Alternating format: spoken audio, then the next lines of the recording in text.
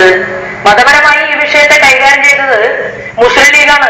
മുസ്ലിം ലീഗിന്റെ നേതൃത്വമാണ്. അതിന് കാരണമുണ്ട്. നമ്മുടെ സാമൂഹ്യക്ഷേമ വകുപ്പും അതുപോലെ തന്നെ വിദ്യാഭ്യാസ വകുപ്പും കൈകാര്യം ചെയ്യുന്ന മുസ്ലിം ലീഗിന്റെ ചില നേതാക്കന്മാരുടെ ഇടപെടൽ പോലും ഇതിനകത്ത് നടന്നിട്ടുണ്ടോ എന്ന് സംശയിക്കേണ്ടിയിരിക്കുന്നു. മതത്തെ രക്ഷാകവചമാക്കി മാറ്റരുത്. ഒരു ക്രിമിനൽ കുറ്റകൃത്യം നടത്തി കഴിഞ്ഞാൽ ആ കുറ്റം ചെയ്തിട്ടുള്ളത് അത് ഹിന്ദു ആകട്ടെ, ക്രിസ്ത്യാനി ആകട്ടെ, മുസ്ലിം ആകട്ടെ, ആ തെറ്റ് ചെയ്തതിനെയല്ലേ നമ്മൾ ചോദ്യം ചെയ്യേണ്ടത്. അതല്ലാതെ ഇത് കൊണ്ടുവന്നത് ഞങ്ങൾ ഇങ്ങനെ ഇത്തരത്തിൽപ്പെട്ട കുട്ടികളെയാണ് കൊണ്ടുവരാൻ വേണ്ടി ഞങ്ങൾ നിയോഗിച്ചത് ഈ മതത്തിൽപ്പെട്ട ആളുകളെയാണ്. അതുകൊണ്ട് അങ്ങനെയുള്ള ആളുകൾ ക്രിമിനൽ കുറ്റകൃത്യം ചെയ്തു കഴിഞ്ഞാൽ അവരെ നിയമത്തിന് മുന്നിൽ കൊണ്ടുവരാൻ പാടില്ല എന്ന് പറയുന്ന ഈ നയമാണ് വർഗീയത. അപ്പൊ ഞങ്ങൾ ആരും വർഗീയത സംസാരിക്കാൻ ആഗ്രഹിക്കുന്നില്ല. ഇവിടെ നഗ്നമായിട്ടുള്ള നമ്മുടെ സംസ്ഥാനത്ത് നിലനിൽക്കുന്ന അനാഥാലയങ്ങൾക്കകത്ത് എങ്ങനെയാണ് കുട്ടികളെ എത്തിക്കേണ്ടത് എന്നതിനെ കുറിച്ച് കൃത്യമായിട്ടുള്ള നിയമം നിലനിൽക്കുന്നുണ്ട്. ആ നിയമത്തിന്റെ നഗ്നമായിട്ടുള്ള ലംഘനം നടന്നിരിക്കുന്നു. ഒന്ന്. രണ്ടാമത് ഇത് അദ്ദേഹം ഒരു പത്രത്തെ കുറിച്ച് പറഞ്ഞല്ലോ, ഞാനൊരു പത്രത്തെ കുറിച്ച് പറയാം.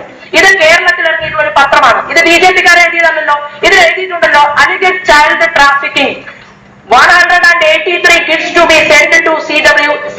ഹെഡ്ലൈൻ ആണ് പത്രത്തിന്റെ. മറ്റൊരു പത്രത്തിൽ റിപ്പോർട്ട് വന്നിട്ടുണ്ട്. അതിൽ പറഞ്ഞിരിക്കുന്നത് എന്താണ്, അതിൽ കൃത്യമായിട്ട് എഴുതി അവർ പറഞ്ഞിട്ടുണ്ട്.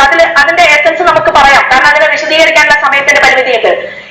ഇത്തരത്തില് 500ഓളം വരുന്ന കുട്ടികളെ വിവിധ സംസ്ഥാനങ്ങളിൽ നിന്ന് നമ്മുടെ നാട്ടിലേക്ക് കൊണ്ടുവരാനുള്ള സാഹചര്യം സൃഷ്ടിക്കപ്പെട്ടിട്ടുണ്ടെങ്കിൽ അത് തീർച്ചയായിട്ടും 3 കാരണങ്ങൾ പറയുകയാണ്. ഒന്ന്, ഈ കുട്ടികളെ കൊണ്ടുവന്ന് അനാഥാലയങ്ങളിൽ നിർത്തി വലിയ ഫണ്ട് ഉണ്ടാക്കിയെടുക്കാൻ വേണ്ടിയിട്ടുള്ള ഒരു ശ്രമം അതിനകത്ത് നടക്കുന്നു.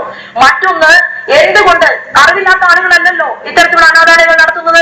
ഞാൻ ഒരു അനാഥാലയത്തിനും എതിരല്ല. പട്ടിണി കിടക്കുന്ന കുഞ്ഞുങ്ങളുണ്ടെങ്കിൽ അവർക്ക് ഭക്ഷണം കൊടുത്ത് അവർക്ക് പഠിക്കാനുള്ള അവകാശം കൊടുത്ത് അനാഥാലയങ്ങൾ നടത്തുന്നത് ധർമ്മം തന്നെയാണ്. അതിനെ ആരും എതിർക്കുന്നില്ല.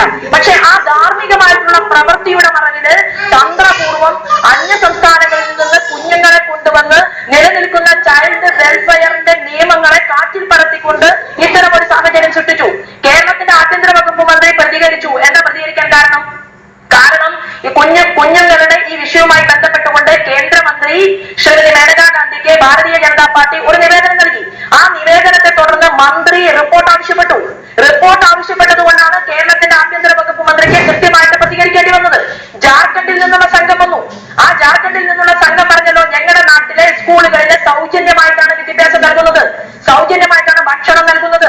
അവിടെ പോലും പഠിക്കാൻ കുട്ടികളെ അതിനുള്ള സാഹചര്യം നൽകുന്ന ജാർഖണ്ഡിന്റെ മണ്ണിൽ നിന്ന് ഈ കുട്ടികളെ കൊണ്ടുവന്നത് അവിടുത്തെ വില്ലേജ് ഓഫീസറുടെ സർട്ടിഫിക്കറ്റ് ഉണ്ടായിരുന്നോ?